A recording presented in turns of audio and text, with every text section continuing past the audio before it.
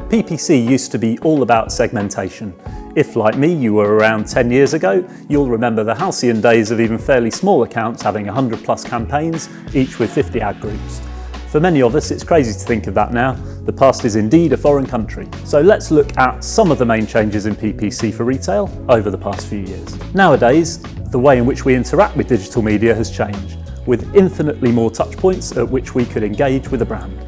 And in a cookieless world, there will be a lot more modelling involved or educated guesswork in tracking those engagements. For PPC, we are now rejecting that segmentation approach and fully embracing automation, grouping together your keywords, ad groups, campaigns, and giving machine learning the data it needs to do the dirty work. Your agency is no less necessary, but what you demand of them will have evolved, and the way they need to structure your accounts will look very different. One major change Google has made over the past few years is with keyword match types.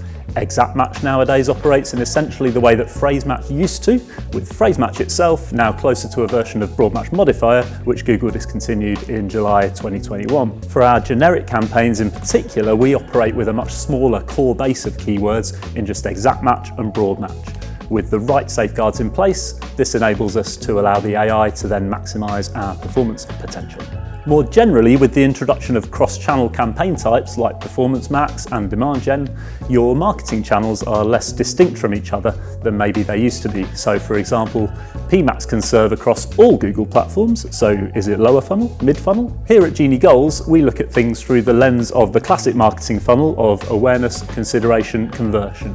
But the traditional PPC model of video, display, shopping, search, defining by channel, has evolved to Demand Gen, Performance Max, maybe shopping, search, so more defined by campaign type.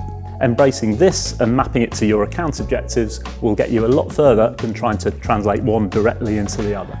There are also some previously commonly used features that are not compatible with automated bid strategies. Location adjustments, device level adjustments, scheduling. We've seen many examples of agencies not understanding this and spending what must be an inordinate amount of time trying to apply adjustments to campaigns that cannot use them. Far more important these days is first-party data and refined audience management, now that Google has reduced access to third-party data with the tightening of data protection regulations that we've all had so much fun with recently.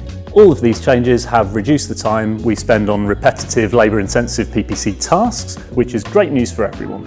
But as AI takes a more prominent role alongside those changes in consumer behaviour, we are continually having to learn new ways to understand and influence the performance of our accounts.